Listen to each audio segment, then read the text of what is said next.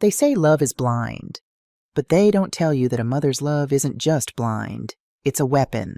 My name is Sandra. I am 65 years old, a retired emergency room nurse, and for 40 years, I prided myself on my ability to read a room. In the ER at Grady Memorial here in Atlanta, you don't survive if you can't spot a liar. I spent decades looking at bruises, broken bones, and shattered glass, and I could always tell you exactly how the injury happened, no matter what story the patient was spinning. I thought my eyes were infallible. I thought my instincts were sharp. But when it comes to your own flesh and blood, your instincts don't just fail you. They betray you. It was a Tuesday afternoon, the kind of crisp, sunny autumn day that makes you feel glad to be alive. My husband, Marcus, had gone over to our daughter Vanessa's house early that morning. Marcus is a retired high school principal, a quiet, dignified man who speaks softly but carries the weight of the world on his shoulders. He went over there to help our son-in-law, Ethan, fix a leak in the guest bathroom. I never liked Ethan. I won't sugarcoat it. I am a black woman who fought tooth and nail for every single thing I have in this world. Marcus and I built our lives from the ground up, sacrificing everything so Vanessa could have the best schools, the best clothes, the best life. Then she brought Ethan home. He was a white boy from a wealthy family, working in corporate finance. He drove a car that cost more than my first mortgage. He had this aloof, quiet demeanor that I instantly categorized as arrogant. I thought he looked down on us. I thought he was cold. When Vanessa would call me, sounding stressed or tired, I always blamed him. I was certain he was draining her spirit. At 2:15 p.m., my phone rang. The caller ID was an unknown number, but the area code was Vanessa's upscale suburb. "Hello?" I answered, expecting a telemarketer. "Mrs. Sandra?" a gruff, gravelly voice asked. It sounded like a man who was used to giving orders. "This is she. Who is calling?" "My name is Vance. I live next door to your daughter. I'm a retired Marine. Ma'am, I don't want to panic you, but I just called 911. There was screaming. A lot of it. Glass breaking. And then, a terrible crash. You need to get over here right now." My blood ran cold. The phone nearly slipped from my hand. I didn't ask questions. I didn't grab my purse. I just grabbed my keys and ran. The drive to Vanessa's house is normally 20 minutes. I made it in 10. As I turned onto their manicured, tree-lined street, my worst nightmare materialized. 2 squad cars were parked haphazardly on the lawn, their red and blue lights flashing against the pristine white siding of the house. An ambulance was just pulling up, its siren winding down to a low, agonizing wail. The front door, a heavy oak thing Marcus and I had helped pay for, was splintered open. "Ma'am, you need to stay back," a young police officer shouted as I sprinted across the lawn. "I am an ER nurse, and that is my daughter's house," I roared, pushing past his outstretched arm with a strength I didn't know I still possessed. "My husband is in there." I crossed the threshold, and the smell hit me before the sight did. It is a smell you never forget, a smell that clings to your scrubs after a 12-hour shift in trauma. Copper, iron, blood. The foyer was a disaster. A heavy floor mirror was shattered, its shards glittering like ice on the hardwood. A side table was overturned. But my eyes bypassed the wreckage and locked onto the bottom of the grand staircase. "Marcus!" I screamed. The sound tore from my throat, raw and animalistic. My husband, my strong, stoic Marcus, was lying on the beige tile. His body was twisted at an unnatural angle.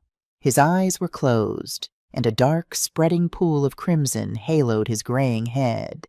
40 years of medical training collided with the sheer, blinding panic of a wife.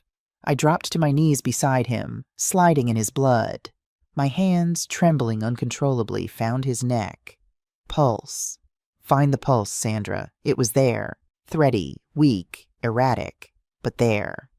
"Head trauma, severe," I barked at the paramedics, rushing through the door behind me. "He's unresponsive. Pupils are unequal. We need a bus ready for a level 1 trauma center right now, damn it."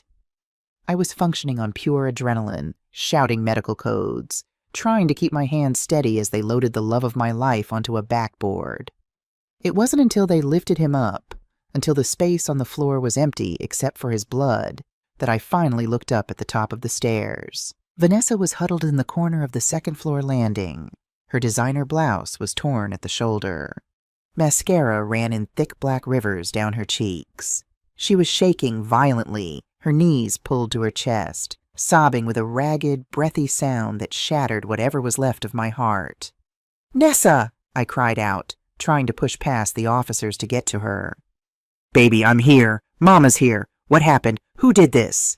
Vanessa didn't look at me. Her eyes, wide and completely dilated with terror, were locked onto a figure standing a few feet away from her in the hallway. It was Ethan.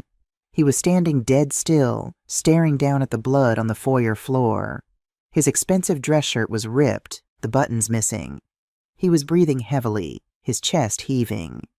But what caught my ER nurse's eye, what instantly cemented his guilt in my prejudiced mind, were his hands and his face. His knuckles were bruised, and running down his left cheek from his temple to his jawline were 3 angry, deep red scratches. They were fresh, they were bleeding, defensive wounds. My mind provided the clinical term instantly. In the ER, you see those marks on abusers. You see them when the victim fights back. My husband, 68 years old, had fought for his life against this 38-year-old man. "He did it!" Vanessa shrieked suddenly. Her voice echoed off the high ceilings, piercing the chaos. Her trembling finger shot out, pointing directly at Ethan's chest. "He pushed Daddy!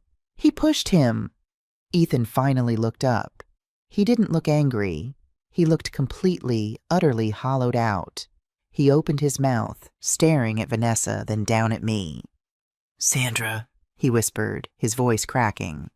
"Sandra, please, it's not—" "Shut your mouth!" I roared. The fury that erupted inside me was white-hot and blinding. I wanted to kill him. If I had a weapon in my hand right then, I would have ended his life without a second thought. "You animal! You touched my husband! You touched my family!" "Police! Hands where I can see them!" The lead officer unholstered his weapon, taking the stairs 2 at a time. He slammed Ethan against the drywall. Ethan didn't resist. He didn't fight. He just let his cheek press against the paint, his eyes sliding shut as the cold steel cuffs snapped around his wrists with a sickening click. "He's crazy, Mom!" Vanessa sobbed, crawling down the stairs toward me as they dragged Ethan away. She collapsed into my arms, burying her face in my shoulder. "Daddy found out. Daddy found out what he did, and Ethan just snapped. I tried to stop him. I tried to pull him off, but he hit me, Mom. He threw Daddy down the stairs." I held my daughter tightly, rocking her back and forth on the floor of her shattered home. I smoothed her hair, feeling the violent tremors racking her body. I looked at the 3 scratches on Ethan's face as the police marched him out the front door. I looked at his expensive, ruined clothes. I looked at the quiet, arrogant white boy I had always suspected of harboring a dark soul. All the pieces fit perfectly into the puzzle I had already built in my mind. The puzzle of the bad husband.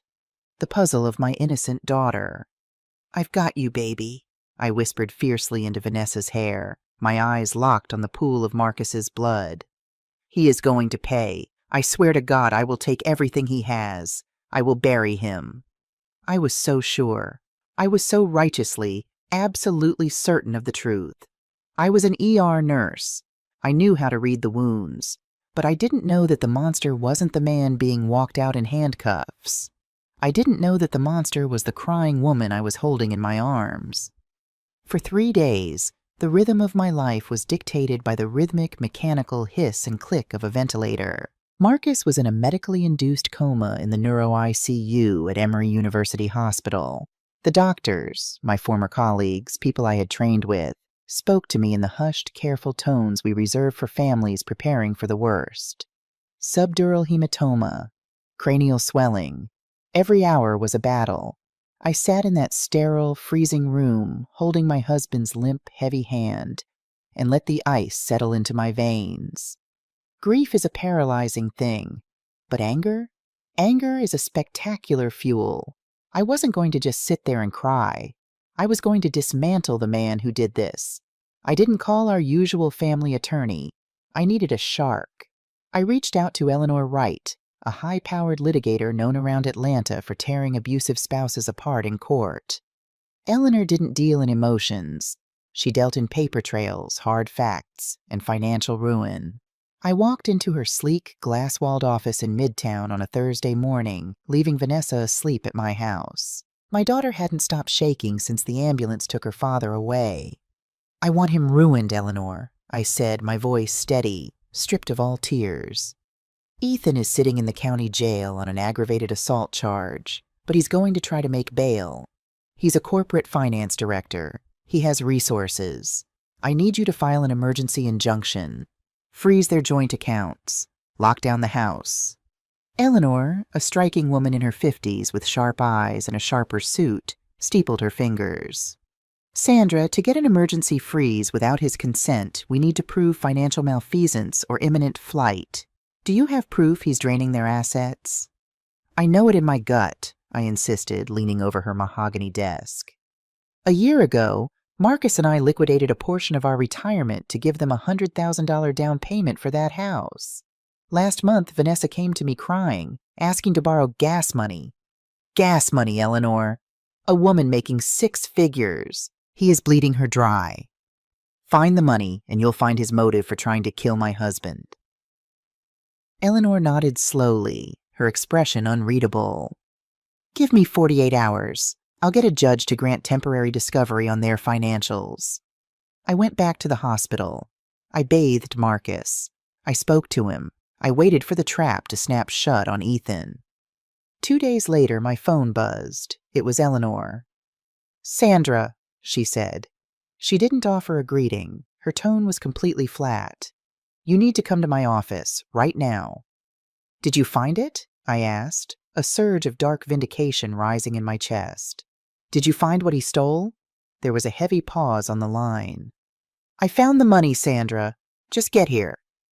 When I walked into her office, Eleanor didn't offer me coffee. She pushed a thick, heavy stack of printed bank statements and digital audit logs across the desk. "You were right about the hemorrhage," Eleanor said quietly. "The $100,000 you gave them is gone, completely evaporated, along with another $40,000 from their joint savings." I felt a sickening drop in my stomach, followed immediately by a fierce, righteous fire. "I knew it! Where did he hide it? Offshore accounts? Bad stocks?" "Casinos, Sandra," Eleanor replied, her eyes pinning me down. "Dozens of them. Offshore online gambling sites. Spin Palace, Riverboat Royale, Apex Bets. Daily wire transfers of $2,000, $5,000, sometimes $10,000 at a time." "He's a gambler," I whispered, the puzzle pieces clicking into a horrifying picture. "That arrogant, perfectly groomed Wall Street wannabe is a degenerate gambler. Marcus must have found out. Marcus confronted him, and Ethan—" "Sandra, stop!" Eleanor's voice cut through the air like a scalpel. She reached out and tapped a manicured fingernail against the top sheet of paper. "Look at the data. Look at the timestamps and the IP addresses." I frowned, pulling my reading glasses from my purse. I am a woman of science. I understand charts, logs, and data. I looked at the columns. Transfer, $5,000. Tuesday, 2:15 p.m. IP address, 192.168. Transfer, $8,500. Thursday, 10:30 a.m. IP address, 192.168. I pulled Ethan's corporate keycard logs, Eleanor said softly. The aggression was gone from her voice, replaced by a dreadful kind of pity. "During every single one of these transfers over the last 8 months, Ethan was at his firm, logged into his terminal, in meetings, or on documented client calls." The room suddenly felt devoid of oxygen. I don't understand." Eleanor slid a second piece of paper toward me. "An IT audit report. The IP addresses attached to these transfers, Sandra, they don't belong to Ethan's devices." She took a breath. "They belong to Vanessa's personal laptop and her cell phone. All the transfers were initiated from her home office on her days working remotely. I stared at the black ink on the white paper until it blurred. No, I said. The word tasted like ash. Sandra, no! I stood up, my chair scraping violently against the hardwood floor. My daughter is a vice president of marketing. She teaches Sunday school. She doesn't even buy lottery tickets. This is a mistake. He hacked her computer. He spoofed her phone. He's a finance guy. He knows how to do this. Sandra, look at me, Eleanor said, standing up to meet my gaze. I am your lawyer. I am telling you what a prosecutor is going to see. The digital footprint is undeniable. The gambler isn't Ethan. I drove home in a trance. The Atlanta traffic blurred into a river of meaningless red and white lights. My mind was screaming, rejecting the data. My Vanessa, my beautiful, smart, perfect girl, sitting in her home office, gambling away her future, gambling away the money Marcus and I worked our fingers to the bone to save. It was impossible. It violated every law of the universe I had built around my child. When I unlocked the front door of my house, I found Vanessa curled up on my living room sofa, wrapped in an old Afghan blanket she'd had since high school. She looked so small, so fragile. She looked up at me, her eyes swollen and red. "Mom?" she rasped. "How's Daddy? Is there any change?" I walked over to the coffee table and dropped the manila folder Eleanor had given me onto the glass surface. It landed with a heavy, final thud. Eleanor froze the accounts, I said, my voice trembling. I couldn't look at her face. I looked at her hands, the hands I had held when she took her first steps. "The money is gone, Nessa. All of it. $140,000. Vanessa froze. The color instantly drained from her face, leaving her looking like a wax doll. "I saw the logs," I choked out, the ER nurse in me fighting the mother, demanding facts. "The transfers came from your laptop, Vanessa, while Ethan was at work. Tell me it's a mistake. Tell me he set you up." For 5 agonizing seconds, the only sound in the house was the ticking of the grandfather clock in the hall. Then Vanessa broke. She didn't just cry, she shattered. She threw herself off the sofa, collapsing onto the rug at my feet, wrapping her arms around my knees.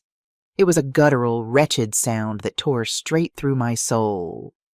"I'm sorry," she wailed, burying her face in my scrubs. "Mommy, I'm so sorry. I didn't want to. I didn't want to do it." My knees gave out. I sank to the floor with her, pulling her into my arms. The data was real. My daughter was the addict. The foundation of my world cracked right down the middle. "Why, baby? Why? How could you do this?" Vanessa looked up at me, her face a mask of absolute terror and shame. And then she spun the web. A web so brilliant, so steeped in my own prejudices, that I walked right into it without a second thought. "It wasn't me, Mom," she sobbed, gasping for air. I clicked the buttons, but he made me. Ethan made me." I stopped breathing. "What?" "He has a sickness, Mom," she cried, gripping my arm so tightly her nails dug into my skin. "He started trading on margin at work, illegal trades. He lost hundreds of thousands. If his firm found out, he'd lose his license. He'd go to federal prison. He was desperate." "So, he gambled?" I asked, my mind struggling to keep up with the narrative. "Yes, but he couldn't use his name. He couldn't risk the compliance audits at his firm." She was shaking violently now, her eyes locking onto mine with desperate sincerity. "He opened the accounts in my name, Mom. He stood over me in the home office. He would scream at me, throw things. He said if I didn't transfer the money to cover his debts, we'd lose the house. He said he'd ruin me." "Oh my God," I whispered, horror washing over me like ice water. "I was so scared of him," Vanessa wept, collapsing against my chest again. "He controlled everything, the finances, my passwords. He made me the scapegoat. When Daddy came over that day, Daddy found the printed statements I had hidden. He confronted Ethan. He told Ethan he was going to the police to report the financial abuse. And Ethan, Ethan just went crazy. He grabbed Daddy. She couldn't finish. She just dissolved into hysterical, hyperventilating sobs. As I sat there on the floor, rocking my weeping 35-year-old daughter, a profound and terrifying darkness settled over my heart. I didn't doubt her, not for a single fraction of a second. Why would I?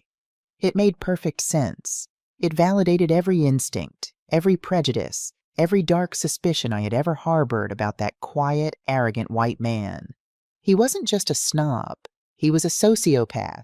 He had used his financial prowess to financially abuse my daughter, set her up to take the fall for his crimes, and when my husband tried to protect her, he tried to murder him. The ER nurse in me, the woman who relied on cold, hard facts, went completely blind. I didn't ask why she never called the police. I didn't ask why she lied to me about needing gas money. I only saw what my mother's heart wanted to see. My child, a victim, in desperate need of a savior. Shh, I whispered, kissing the top of her head. My tears were finally falling, hot and fast. It's over, baby. He is never going to hurt you again. He is going to rot in a cell for the rest of his miserable life. I thought I had uncovered the whole ugly truth. I thought I knew exactly who the monster was. But I had no idea that the real truth, a secret buried for 2 decades, a secret currently lying dormant in a hospital bed, was waiting to wake up. 2 weeks passed as slowly as centuries. For 14 days, I lived in a suspended reality, disconnected from everything except the steady mechanical beep of the heart monitor. Ethan was still sitting in the county jail. He had been denied bail thanks to Eleanor's aggressive maneuvering and the highly threatening behavioral report we had submitted to the judge. I had locked the monster in a cage. I thought I had kept my family safe. Vanessa rarely left the hospital. She practically lived at Marcus's bedside, holding his hand, weeping and whispering words of love. My former ER colleagues looked at her with such profound pity. The devoted daughter, the traumatized wife who had barely escaped her abuser's grasp. But then, on the morning of the 15th day, the miracle happened. I was walking back from the cafeteria with a stale cup of coffee when I heard the charge nurse calling my name down the corridor. When I burst into the ICU room, Marcus's eyes were open. He was weak, his gaze cloudy from the heavy painkillers, but he was awake. "Oh, thank God, Marcus!" I rushed to the bed, tears streaming down my face, pressing my cheek against his rough hand. "You're back. Thank God you're back." Vanessa was standing on the other side of the bed.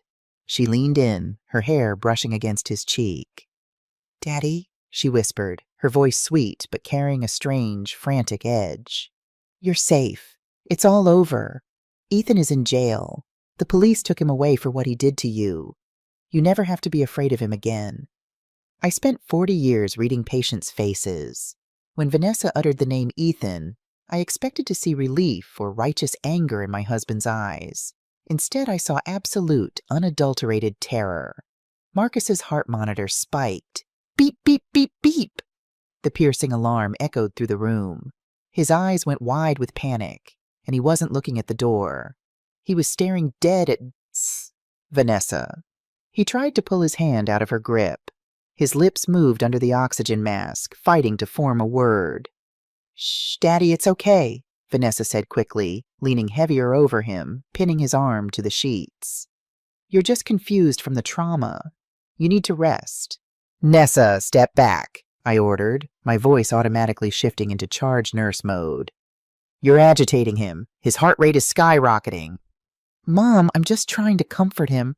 "I said step back," I barked loud enough to make her jump. "Go out into the hallway. Get me a cup of water. I need to do a neuroassessment." Vanessa bit her lip. For a fraction of a second, a flash of pure, ruthless irritation crossed her features before it was buried under the mask of the grieving, obedient daughter. "Yes, Mom."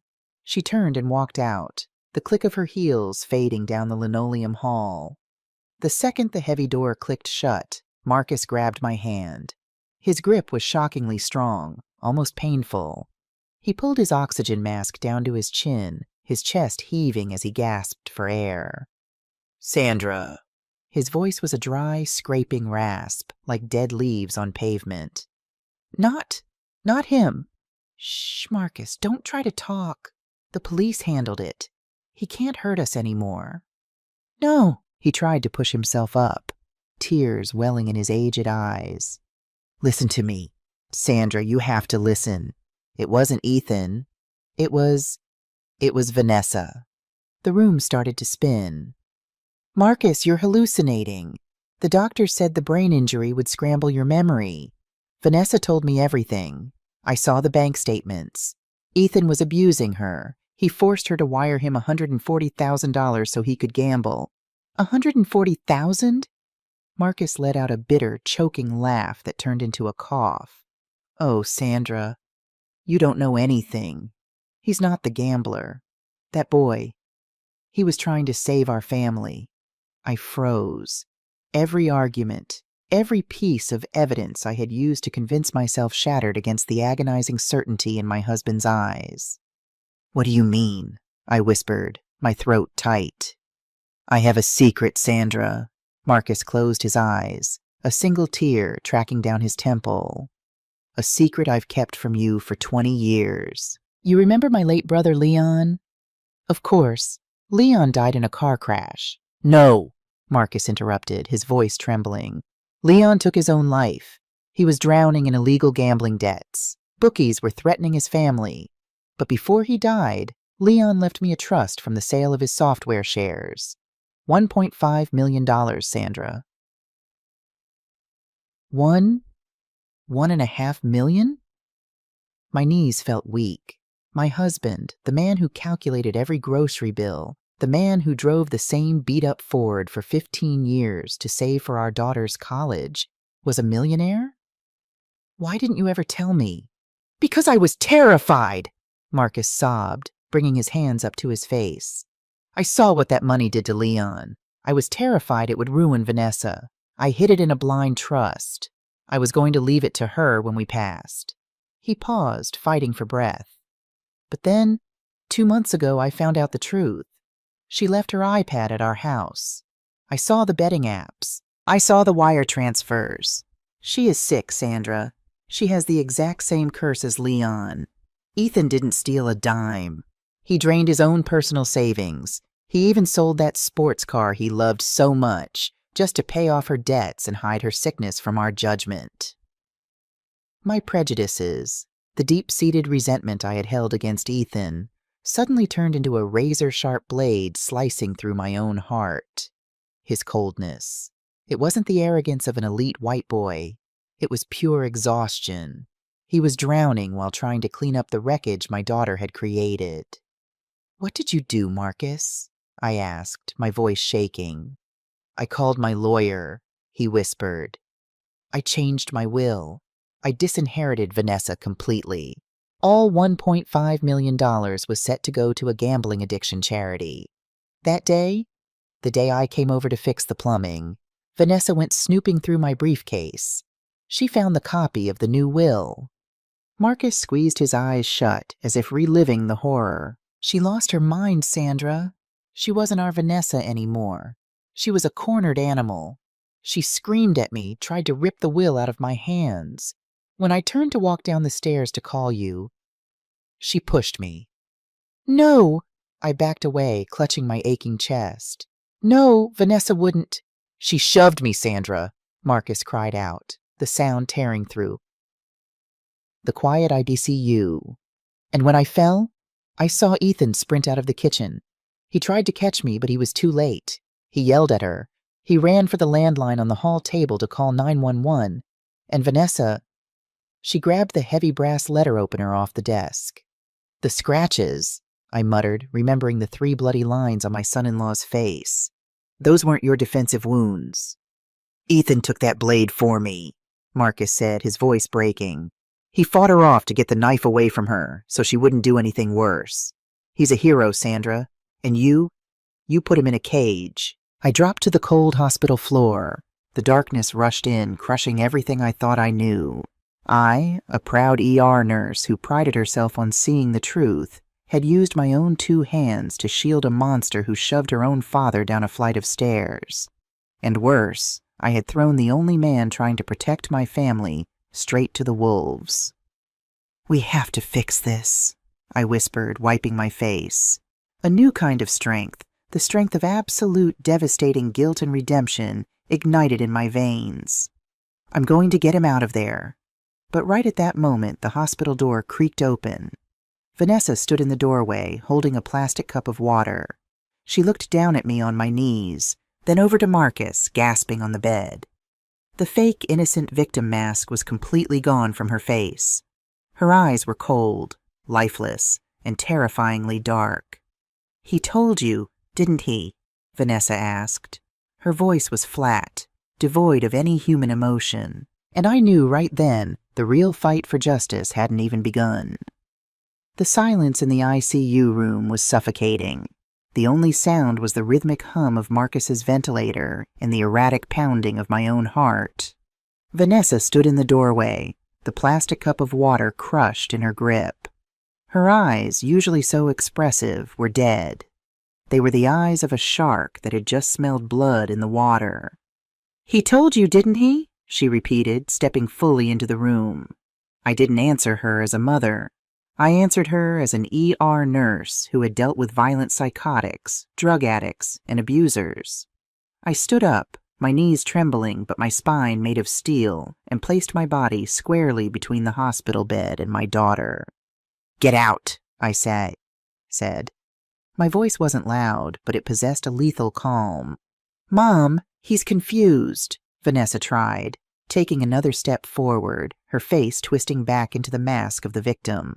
"The brain injury?" I said, "Get out of this room, Vanessa." I cut her off, pointing a shaking finger at the door. "Before I call security, before I call the police and tell them exactly who pushed my husband."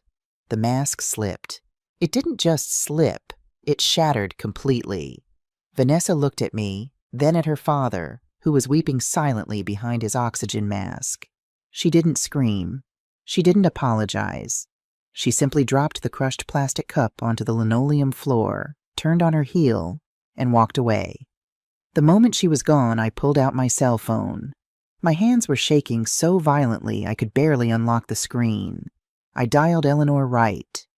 "Eleanor," I choked out the moment the lawyer answered. "I was wrong. I was so wrong. You have to get Ethan out of that jail cell. Use the house. Use my retirement. I don't care. Get him out now." It took 48 hours of legal hell, but Eleanor moved mountains. When Ethan walked out of the Fulton County Jail, he looked like a ghost. He hadn't slept, he hadn't shaved, and the 3 jagged scratches on his face were healing into angry red scars. He stopped dead in his tracks when he saw me waiting by my car in the parking lot. He didn't look angry, he just looked entirely defeated. I walked up to this 38-year-old man, the man I had despised, the man I had judged, the man I had thrown to the wolves, and I fell to pieces.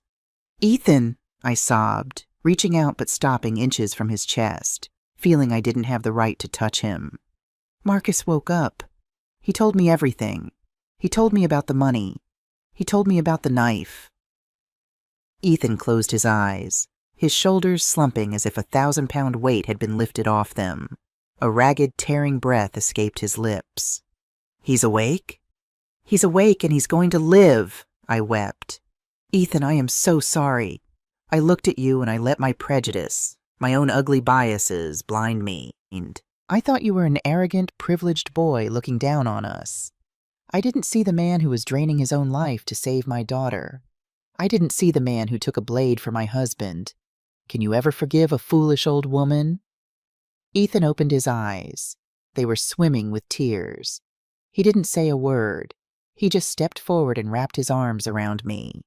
We stood in the filthy parking lot of the county jail, 2 victims of the same monster, holding each other up. But our relief was short-lived.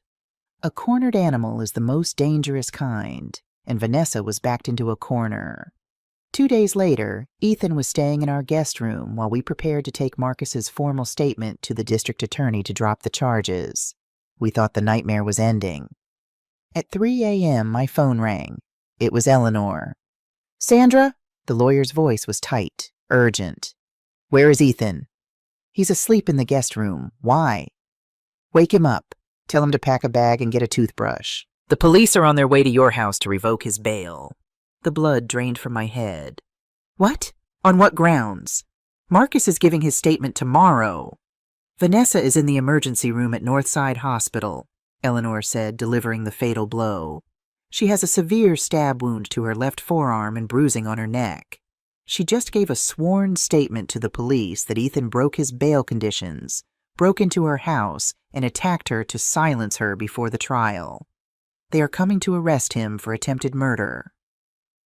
I dropped the phone.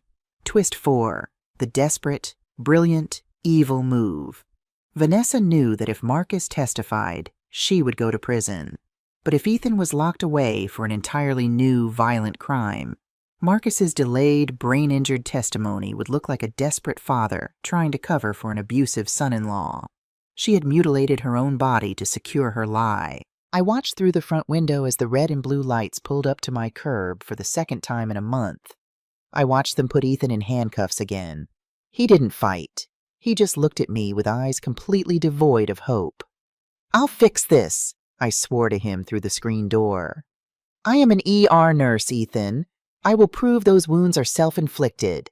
I won't let her do this to you." But proving self-inflicted wounds in a domestic violence case is nearly impossible without a confession. The DA was building an airtight narrative against him. We were losing. I needed a miracle. I needed physical evidence. The next morning, I drove to Vanessa's upscale neighborhood. The house was a crime scene, wrapped in yellow tape. I didn't go to the front door. I walked across the manicured lawn to the house next door. I knocked on the door of Mr. Vance, the retired Marine who had made the initial 911 call. He opened the door, looking exactly as he had sounded on the phone, rigid, stoic, and unbothered by the world. "Mrs. Sandra," he nodded. "Mr. Vance, I need your help," I pleaded, my pride completely gone. "You told the police you heard the fight. You heard Ethan yell. They aren't listening. They're going to put an innocent man away for life. Did you see anything? Anything at all?" The old Marine stared at me for a long moment. His eyes darted to Vanessa's house, then back to me. "I told the detectives what I heard," he said slowly. "But your daughter's lawyer is going to paint me as a deaf, crazy old man who hears things through the walls." He stepped out onto the porch and pointed a thick, calloused finger toward Vanessa's house. Specifically, toward the large convex bay window that jutted out from her living room. "I spent 20 years in the Marines, ma'am," Vance said, a faint, hard smile touching his lips. "We are taught to secure our perimeter. I have a security camera mounted under the eaves of my roof. It points at my driveway. But at night, when the lights are on inside your daughter's house..." I followed his pointing finger. The bay window.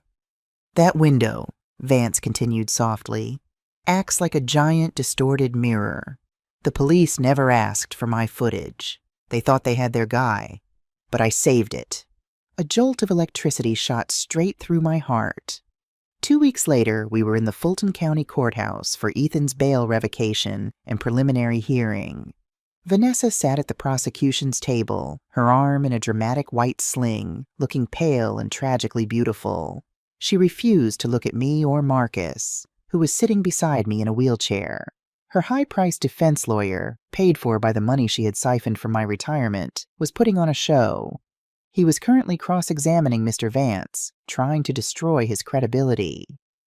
"So, Mr. Vance," the lawyer sneered, pacing in front of the witness stand, "you claim you heard my client's husband acting violently. Yet you are 70 years old. Your hearing is likely not what it used to be.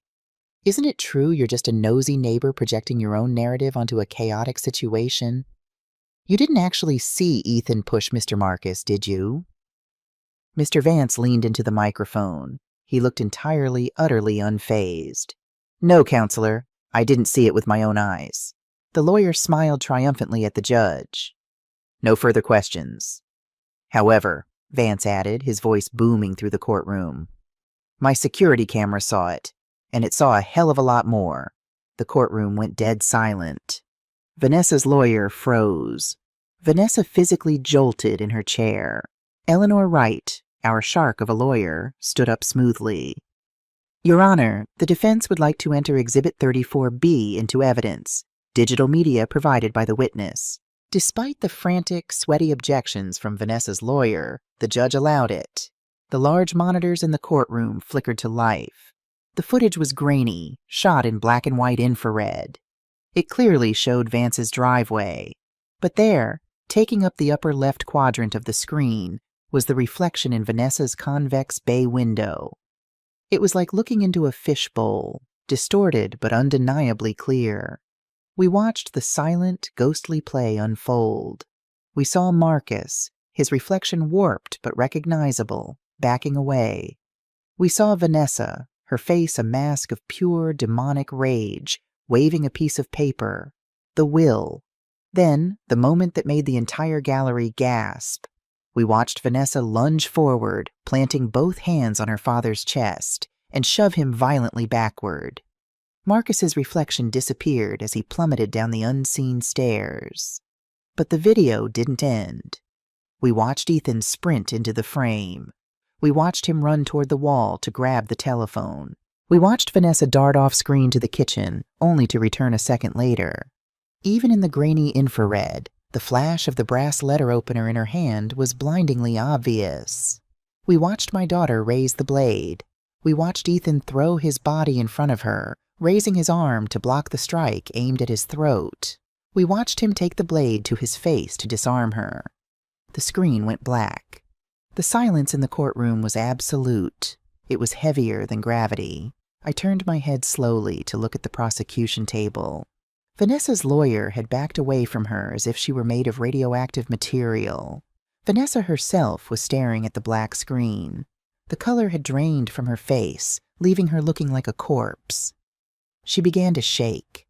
A low, keening sound, the sound of an animal caught in a steel trap, started in her throat. She looked wildly around the room, her eyes finally locking onto mine. There was no victim there. There was no daughter. There was only a monster, entirely exposed to the light. And as she collapsed sideways out of her chair, wailing in the sudden crushing reality of her own destruction, I didn't feel a shred of pity. I only felt the cold, hard satisfaction of a mother who had finally, truly, protected her family. The trial did not last long after Mr. Vance's footage was played in that silent, stunned courtroom. A video is a hard, cold, indisputable fact. It doesn't have a bias. It doesn't carry prejudice. It simply shows the truth.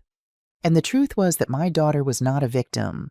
She was the architect of her own devastating downfall. Sitting in that mahogany gallery on the day of the sentencing, holding Marcus's trembling hand, I felt the heavy weight of my reality. At 32 years old, as Marcus's much younger wife and Vanessa's stepmother, I had spent my entire marriage trying to prove my devotion to this family. I had fought so desperately to earn Vanessa's love, to protect her, that I had let my own insecurities and biases blind me to the monster she was becoming. When the judge handed down the sentence, 20 years in a state penitentiary for aggravated assault and elder abuse, I braced myself for an explosion. I expected Vanessa to scream, to curse my name, to throw the kind of violent, theatrical tantrum she had used to manipulate me for years. But she didn't. Vanessa just stood there in her Orange County jumpsuit, looking completely and utterly hollowed out. The addiction, the lies, the desperate scrambling to cover her tracks, it had eaten away everything human inside of her. When the bailiff came to handcuff her, she didn't look at the judge. She didn't look at her high-priced lawyer. She looked back at our row. She looked at Ethan, the man who had loved her enough to bankrupt himself for her. And she looked at Marcus, the father she had nearly killed for a piece of paper. Her lips trembled. She let out a small, broken sob, a sound of pure, helpless realization. It wasn't the cry of a cartoon villain. It was the pathetic whimper of a woman waking up in the ashes of the house she had burned down with her own hands. As they led her through the heavy wooden doors, I didn't feel a shred of triumph. I only felt the quiet, crushing grief of a mother mourning a child who was still breathing, but already gone. With Vanessa behind bars, the dust slowly began to settle. leaving the three of us to figure out how to navigate the wreckage. There was the looming question of the money, the secret $1.5 million trust that Marcus had hidden for 2 decades, the money that had acted as the catalyst for the entire tragedy. A week after the sentencing, the three of us sat around our dining room table. Marcus was in his wheelchair, still recovering but growing stronger every day. Ethan sat across from us, nursing a cup of black coffee. The dark circles under his eyes were finally beginning to fade. "Ethan," Marcus began, sliding a thick manila folder across the table. "I've spoken with Eleanor. The trust is being dissolved. After the legal fees and the medical bills, there is still over $1.3 million left. You lost your savings. You sold your car. You ruined your credit to protect my daughter. This money, it belongs to you. It's yours to start over." I held my breath, watching the young man I had once judged so harshly. A lesser man would have taken the check. A lesser man would have felt he was owed every single penny for the hell he had endured. Ethan looked at the folder. Then he gently pushed it back across the table. "I don't want it, Marcus," Ethan said softly. "That money carries a sickness. It carried it for your brother Leon, and it carried it for Vanessa. If I take it, it will always be a reminder of the blood on that staircase. I want a clean slate." "Son, you have nothing," Marcus argued gently. "How will you rebuild?" "We'll rebuild together," Ethan replied, looking at me, then at Marcus. "But that money needs to go where you originally intended it to go. It needs to fight the sickness." And so we did exactly that. We didn't just write a blind check to a random charity. We built a legacy. With Eleanor's help, we established the Hope Foundation, a nonprofit recovery center specifically designed to offer free financial counseling, legal aid, and psychological therapy for the families of gambling addicts. We took the poison that had almost destroyed our family and turned it into a medicine for hundreds of others. And the man sitting at the head of that foundation, the new executive director guiding desperate families through the darkness. It was Ethan. It has been exactly 1 year since that terrible Tuesday afternoon. We sold the big, empty house in Atlanta. It held too many ghosts, too many memories of a life built on a fragile foundation of lies. We bought a beautiful, single-story ranch house in the quiet suburbs of Decatur. There are no stairs. I still work, but I stepped down from the high-stress environment of the ER. I took a quieter job at a local clinic, giving me more time to be at home, to tend to the garden, and to take care of the 2 men who mean the world to me. Ethan didn't move away.